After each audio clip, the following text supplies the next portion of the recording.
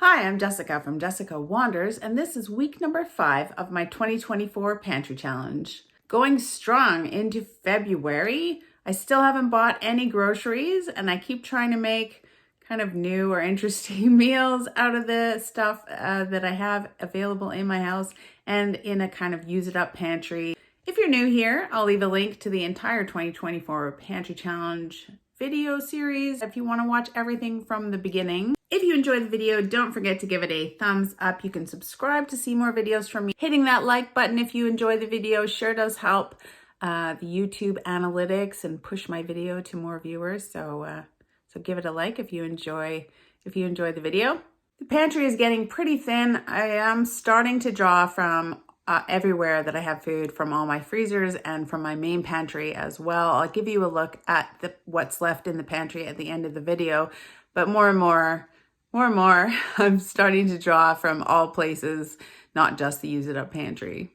I haven't bought groceries yet, but I think I am going to have to buy some cream. I think I can spend less than $10 just to make some more yogurt so that my yogurt keeps getting made, so I don't lose my yogurt starter. And then I think we're good. We're gonna keep going. We're gonna keep going through February. I think there's enough people keen for me to do the pantry challenge all through February. So let's keep going. Let's see what I came up with this week.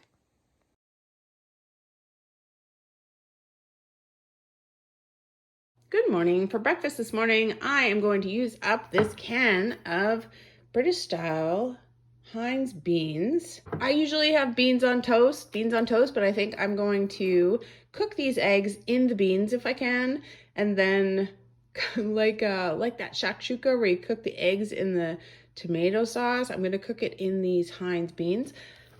I think it'll be okay, just to save on washing up. Only one frying pan, and I'll toast some toast, and we'll have beans and eggs on toast for breakfast.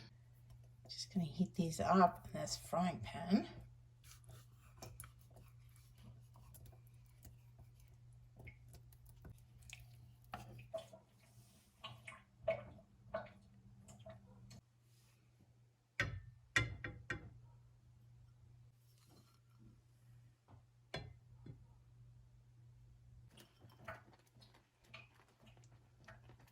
Just put it on very low and cover it. Kind of like poaching the eggs in the beans. Now it's just up to you how done you want your eggs. All right, this could be messy, getting them onto the toast.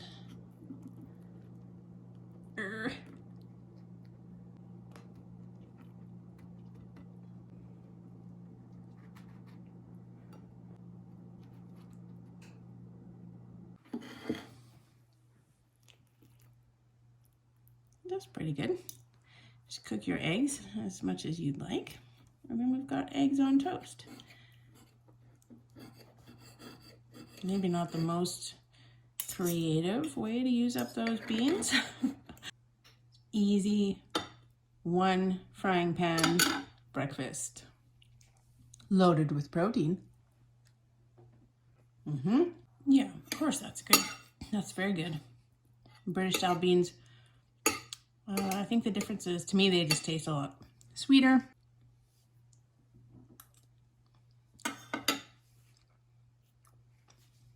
Beans and egg on toast for breakfasts. This morning, I am going to make a recipe suggestion from Erin Bertrand. Cinnamon and brown sugar breakfast red split lentils. I've never had this before. I don't know, I've never had lentils for breakfast before. I think that if you put cinnamon and nutmeg, and I'll make up some more brown sugar, and walnuts on top of it, it's bound to taste good. I don't have a lot of brown sugar, but I have molasses and regular sugar, so I am going to make up some more brown sugar. It'll just take a little while. I've got 1 cup of sugar to 1 tablespoon of molasses, and I'm making a double batch, so 2 cups and 2 tablespoons.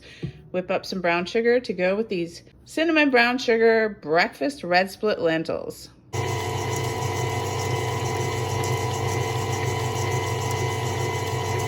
I did find an interesting recipe that uses coconut milk, a little bit of coconut milk for the topping, but I'm gonna cook also, I'm gonna save some for on top for after, but I'll put the rest of it in the water, cooking the lentils. Should give it a nice flavor. The recipe is vegan. It says use any kind of vegan milk. I'm just gonna use the rest of this coconut milk. It'll be tasty. This package makes 1 cup of coconut milk, and you just add water.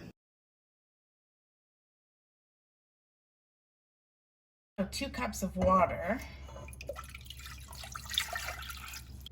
and just about all of this coconut milk that I made up.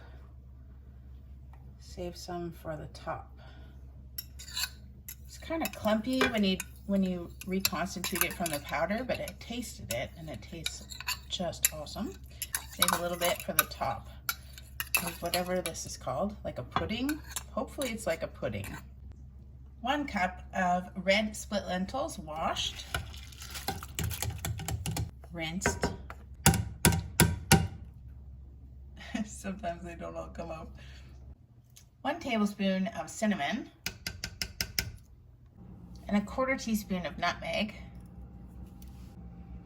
And I've got this dried up brown sugar that'll go in here just fine. It's maybe 2 or 3 teaspoons, I think, of brown sugar.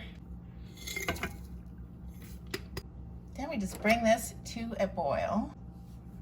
Stir and bring it to a boil. Oh, that's a lot of cinnamon. It's bound to be good.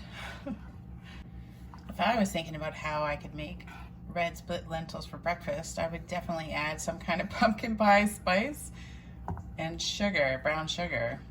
I think this is going to be great. I think that if you just had regular milk or cream, you could use that and it would be wonderful too. I often use cream to cook my oatmeal and it makes it nice creamierness. From experience, don't let it boil over because it makes a big mess. Then reduce the heat and simmer it for 15 minutes.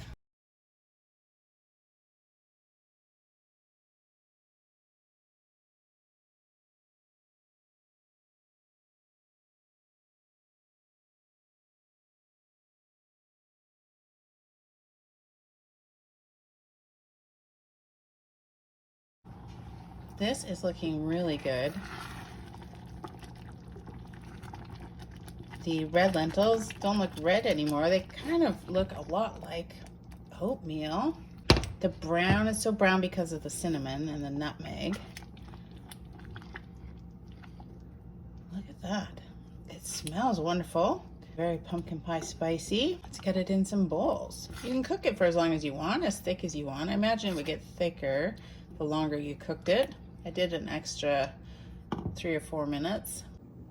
Definitely has some similar consistency to oatmeal.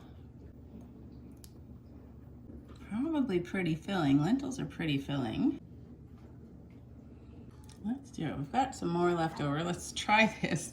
Try this out and see if we like it. I'm sure it'll be good. It smells so amazing. I did chop up some walnuts to go on top because that was in the recipe. I'll post a link in the description below for this recipe, but some walnuts on top. Probably give it some texture, some nice texture. And then I was thinking, why not put maple syrup on it? Last time I checked, Canada actually produced more lentils than anybody else in the world. And if I add maple syrup, it makes it a very Canadian meal. Lentils and maple syrup. A little bit of maple syrup. Well, that was too much. Let's try and put less maple syrup. That'll be mine. Make it look nice. I set aside some of this coconut milk too. It's not very thick. I give it a little bit of creaminess. It's pretty watery. It still tastes good.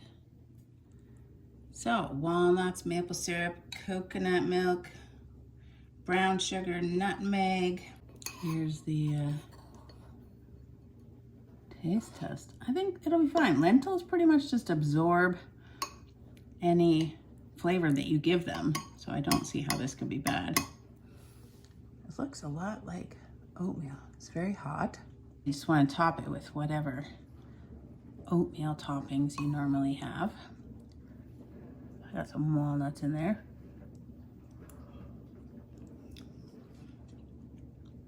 Yeah, it's definitely like a porridge or an oatmeal. It tastes very good.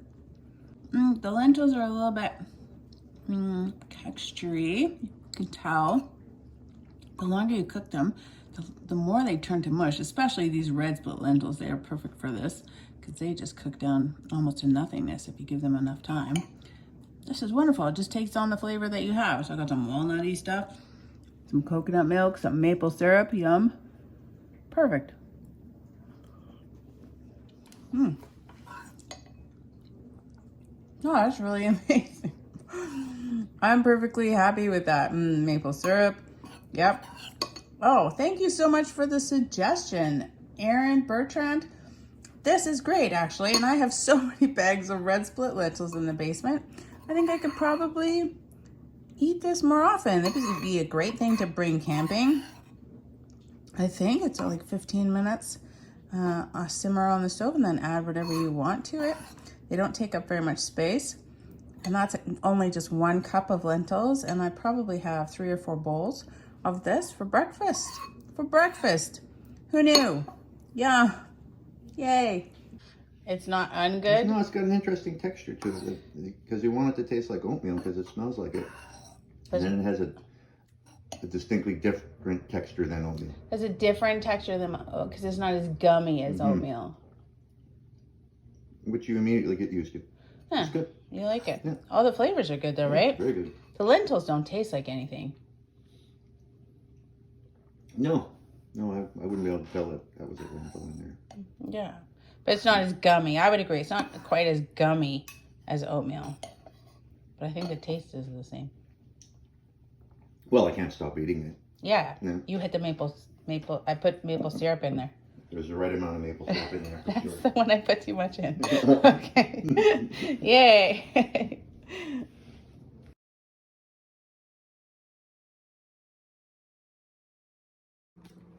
For lunches this week, I am going to make up a split pea soup using up these yellow split peas that I have in the It Up Pantry that I want to get rid of.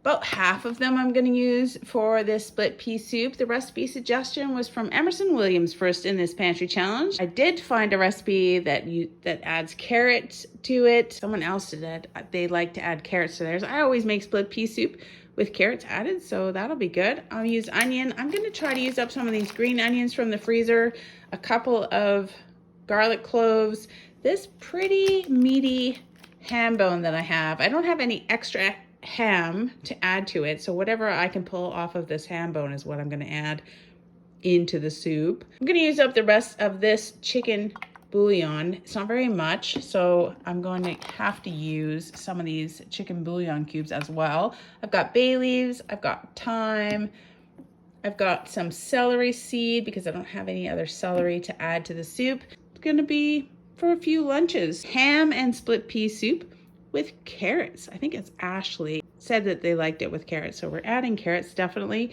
I'll post a link in the description below for the recipe that I'm going to loosely try to follow. Big pot. All right, I'm going to use about a tablespoon of oil instead of butter because my butter right now is so precious. Half of it of large onion. Got about a cup and a half of diced up frozen carrots. Got maybe a cup of diced up green onions from the freezer as well, just to try to get them used up.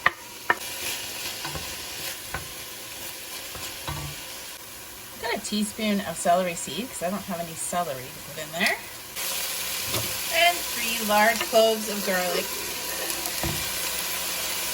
Don't have any fresh thyme, so I've got 1 teaspoon-ish of thyme, dried thyme, to put in there. A bunch of pepper, maybe a teaspoon of pepper or half a teaspoon. Depends on how much pepper you like. 1 bay leaf. That was a pretty small bay leaf, so I'm going to put 2 small bay leaves in. I got enough out of this container for 2 cups of chicken broth. And then each one of these cubes says it makes 2 cups of chicken broth. So I'm gonna add 2 more of these for 6 cups of broth. 4 more cups of water.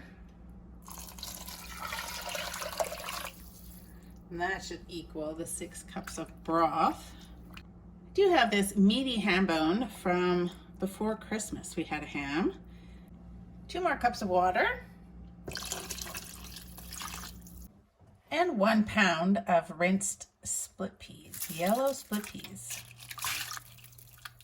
Bring this to a boil, and then I'm going to cook it for about an hour, stirring occasionally and flipping this ham bone over every once in a while.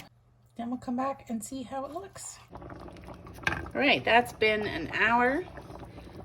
I'm going to take this ham bone out of here and continue cooking this whole thing. Some pieces kind of fell off. And take the ham bone out and get the meat off of it, and then keep cooking everything else until it gets a bit thicker. Okay, I'm going to keep simmering this for about 15 more minutes and then add the meat back in that I can get off of that bone, and then probably simmer it for another 15 minutes or so. It depends on how thick it's getting. There didn't end up being very much ham on that bone. It's kind of fatty. But we've got some, maybe half a cup. Won't be very much. This is getting nice and thick. Definitely another 15 minutes or so, I think, and it'll be all done. A little bit of ham mixed in there. It's an hour and a half. I'm gonna take out these bay leaves so nobody gets a big bite of bay leaf in their soup. Because that's never fun.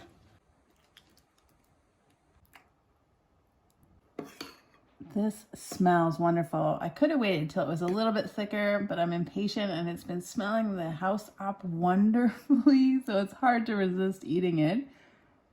It smells awesome. This was an especially smoky kind of ham, and hams are salty. I haven't added any salt to this. There's also salt in the chicken broth, so I didn't think it probably needed it. Oh, it's so good. I'm so glad we had that ham. I kept it from the ham that we had before Christmas. That is lovely. It doesn't need any more salt. It's very smoky. It was a very smoky ham. Oh, there's not a lot of ham in there, but boy, the taste is definitely in there.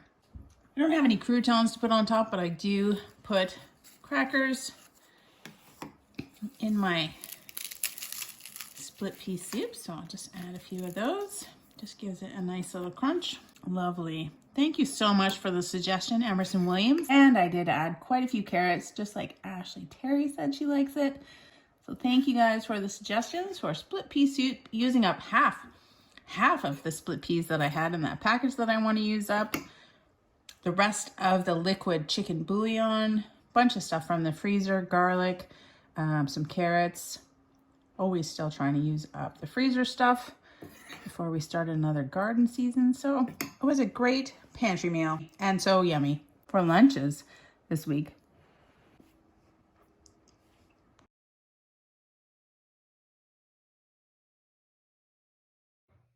I'm feeling pretty unmotivated, but I'm not going to buy groceries. I'm just not using up anything from the Use It Up pantry.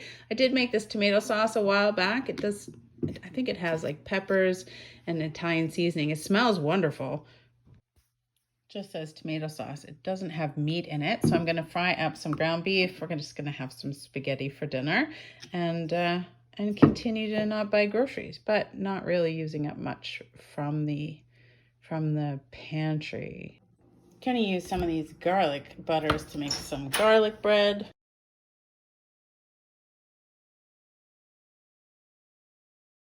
Haha, I think I can add some of this beef broth to the spaghetti sauce because I tasted it and it would be fine in there. So we'll make it some kind of pantry thing after all. Just a tablespoon. I feel like we've made spaghetti already in this pantry challenge, but it's nice to have some ready to go, easy to cook meals in the freezer for when you're tired and unmotivated.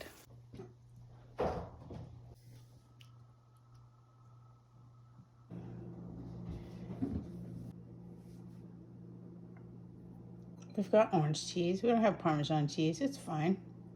You're eating olives with your spaghetti. Of course I am. And hot peppers. Hot peppers. Hot peppers, hot pickled peppers and olives. Yeah, I've chopped up some cayenne. And some cayenne. That's from last year's garden. Yes, and we made garlic toast with our garlic butter we get from the pizza place. We've got 2 dinners and 1 work lunch. Yummy. What did we use? We only just used the beef broth from the cupboard, but lots of stuff out of the pantry. Spaghetti dinner is easy and yummy. Today for dinner, I am going to make a recipe suggestion from Adrienne J. Lots of people suggested using stovetop stuffing in a meatloaf. She was the first one in this challenge to mention it. I will post a link in the description below for a recipe that I found that I'm going to loosely try to follow for the stuffing mix meatloaf using Worcestershire, salt and pepper, some garlic, barbecue sauce on top, Italian seasonings, and stovetop stuffing mix. I'm doing a bit of stuffing math because the recipe asked for 6 ounces. 120 grams is actually 4 ounces. So I have 8 ounces of stovetop stuffing. Bad stovetop stuffing math for meatloaf, I guess. I'm using 2 pounds of ground beef, 1 egg. Some of this milk for the meatloaf as well, but also to make some mashed potatoes to go along with it. Of course, to go along with some meatloaf, you need some nice mashed potatoes. And then I'm going to do up a carrot Jello salad, carrot pineapple Jello salad, which is one of my favorites actually. So that'll be very nice. Using up the orange Jello from the pantry and the stuffing mix from the pantry. I just had to go grab another one. I have still way more of these stovetop stuffing mixes to use up. And the barbecue sauce. I didn't use up all of this barbecue, chicken and rib barbecue sauce, but I think I'll put it on the top like ketchup. Meatloaf, mashed potatoes with carrot pineapple Jello salad for dinner. I found a recipe that used 2 boxes of Jello. I only have 1 box, so I'm just going to do half the recipe.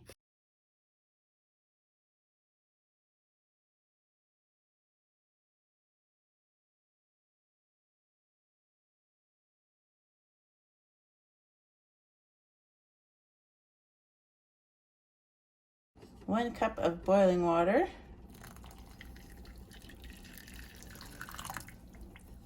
Dissolve the Jello.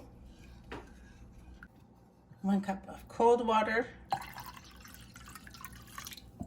going to use half of this can of crushed pineapple because I'm making half of the recipe that I posted below, but I am going to save the pineapple juice for other recipes. All right, half a can of crushed drained pineapple. It's actually pretty hard to drain crushed pineapple, but I did the best I could. I saved the other half and all the juice for another recipe later. And 1.5 cups of shredded carrot. It's not a dessert, it has vegetables in it.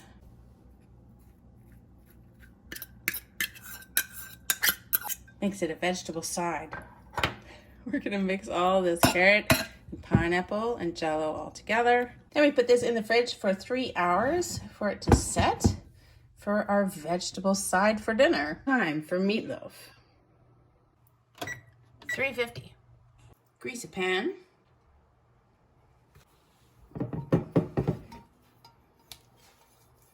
Two pounds of ground beef. 1 egg. A 1/4 cup of this chicken and rib barbecue sauce that I'm trying to use up.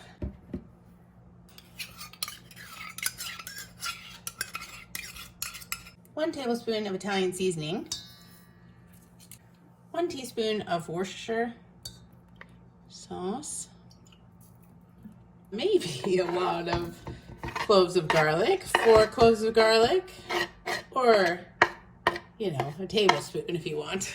Tiny bit of salt. The stuffing mix comes with some salt as well, so maybe just a 1/4 teaspoon of salt. Black pepper, more black pepper, maybe 1/2 teaspoon of black pepper. 6 ounces, I'd have to use 1.5 boxes of stuffing mix.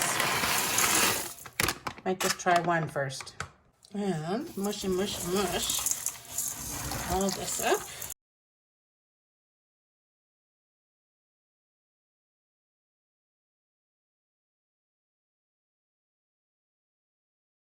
Oh, and I forgot the milk, a 1/4 cup of milk. The rest of it I'm going to use for the mashed potatoes. Add a little bit more of stuffing mix to that.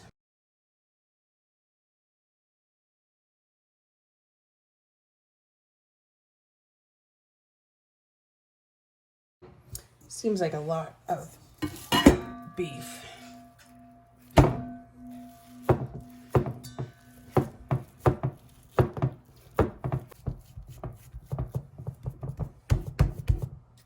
And another 1/4 cup of the barbecue sauce on top.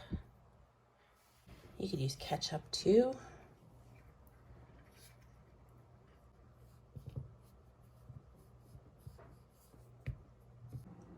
Put this in the oven at 350 for 1 hour.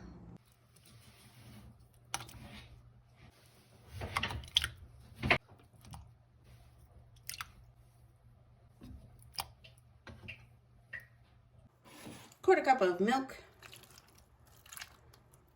a couple of tablespoons of butter. Looks pretty good.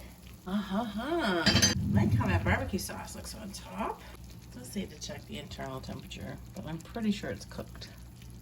Make sure that you hit 160, it says. It sits for 10 minutes before we cut into it. It smells absolutely fabulous. This is the meal that we're gonna have tonight. Mashed potatoes with meatloaf and this Jello salad, carrot Jello salad, pineapple carrot Jello salad set up perfectly.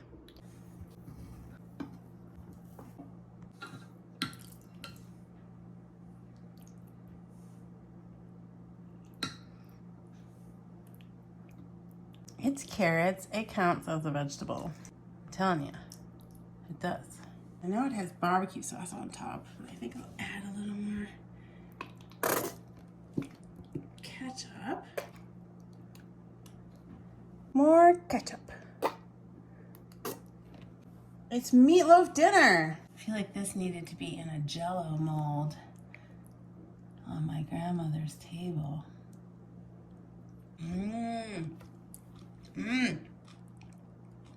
There's also a carrot raisin salad that's very good. Mashed potatoes will be good, and I think if you eat it with meatloaf. Oh, that's very nice. I should have tried it without the ketchup. But this meatloaf held together really well, actually. Looks really good. Smells wonderful. And the flavors are really good. That was an easy way with the stuffing mixes to add some breadcrumbs and a bunch of flavoring to your meatloaf in a hurry. Made it really easy to make and very tasty. Very moist, not too dry, full of spices from the stuffing mix. Super thumbs up for me for this. Super easy, very yummy. Also, I'm a sucker for carrot Jello salad. Thanks go out to Adrian J for this first suggestion in this pantry challenge to make meatloaf with stuffing mix.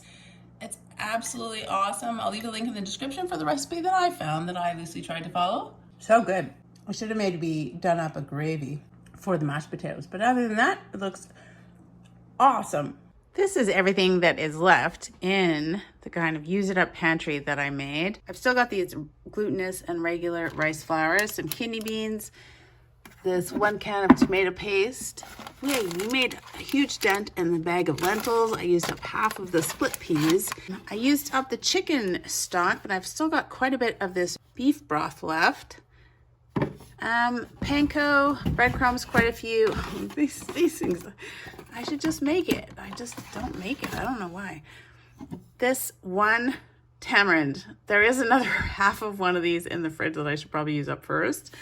1/2 of a box of stovetop stuffing, maybe not very much, maybe 1/2 cup of this pancake mix, and these creamy scallop potatoes.